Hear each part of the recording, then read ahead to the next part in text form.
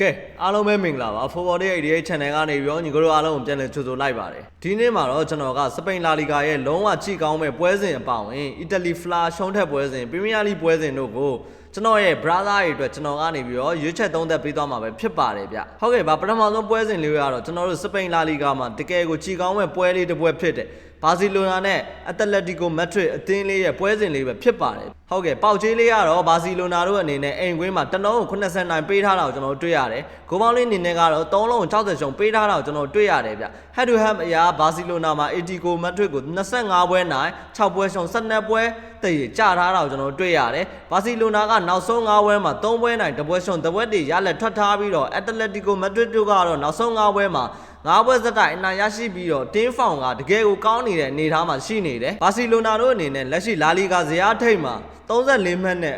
အတူပဲဥဆောင်နေတယ်အက်တလက်တီကိုခြေစွမ်းပြနေတယ်ဆိုပေမဲ့ဘာကာတို့အိမ်ကွင်းမှာဂိုးသွင်းဆန်းဆောင်ရင်မညံ့တဲ့အနေအထားမှာရှိနေတဲ့အတွက်ကြောင့်မို့လို့တရရဖြစ်ပြီးသွားနိုင်ခြင်းများပေမဲ့ကျွန်တော်ကတော့ဒီပွဲမှာဘာစီလိုနာကိုအိမ်ကွင်းမို့လို့ပို့ပြီးတော့ကြိုက်တယ်ကျေးရဆိုရင်တော့ဂိုးပေါ်ကိုပေါ်ရမယ်အနေအထားမို့လို့ဂိုးပေါင်းလေးကိုဆိုရင်တော့ဂိုးပေါ်လေးကိုရွေးချက်ပေးခြင်းပါတယ်ဗျဟုတ်ကဲ့ဒုတိယပွဲစဉ်တွေအနေနဲ့ကတော့ဂျူဗင်တက်နဲ့ဦးဒီနီပေါက်ချေးကတော့ဂျူဗင်တက်တို့ကတစ်လုံး50ရှုံပေးထားတယ်ဂိုးပေါင်းလေးအနေနဲ့ကတော့3လုံး60နိုင်ချေးပေးထားတော့ကျွန်တော်တွေ့ရတယ်ဟက်တူဟက်မှာဂျူဗင်တက်ကဦးဒီနီကို24ပွဲနိုင်4ပွဲရှုံ4ပွဲတည်ရလက်ထွက်ထားပြီးတော့ဂျူဗင်တက်ကနောက်ဆုံး5ပွဲမှာလောလောလတ်လတ်2ပွဲနိုင်ထားပြီး3ပွဲတည်ရလက်ထွက်ထားတာကိုလည်းကျွန်တော်တွေ့ရတယ်ဗျဦးဒီနီတို့ကနောက်ဆုံး5ပွဲမှာ3ပွဲရှုံ2ပွဲနိုင်ရလက်ထွက်ထားပြီးတော့ရှုံးခဲ့တဲ့ပွဲမှာလည်းဂျူဗင်တက်ကို 3-1 ဆိုတဲ့ရလက်နဲ့ရှုံးခဲ့တာကိုလည်းကျွန်တော်တွေ့ရတယ်ဒီပွဲကတော့ကော်ပါအီတလီဖလာရှုံးထွက်အဆင့်ဖြစ်တာမို့လို့ကျွန်တော်ကတော့ဂျူဗင်တက်ကိုအနိုင်ကစားသွားမယ်လို့ထင်နေတယ်ဒါကြောင့်မို့လို့ကျွန်တော်ကဂျူဗင်ဘော်ဒီပိုကြိုက်တယ်ဂျူဗင်တက်ဘော်ဒီပိုကြိုက်တယ်ကိုပေါင်းလေးဆိုရင်တော့ဂျူဘီရဲ့အဓိကကစားသမားတွေကဒဏ်ရာပြဿနာအနှဲငယ်ရှိနေတာကြောင့်မို့လို့ကျွန်တော်ကဂိုးအောက်လေးကိုရွေးချက်ပေးခြင်းပါတယ်ဗျဟုတ်ကဲ့နောက်ဆုံးပွဲလေးအနေနဲ့ကတော့ကျွန်တော်တို့ပရီးမီးယားလိမှာ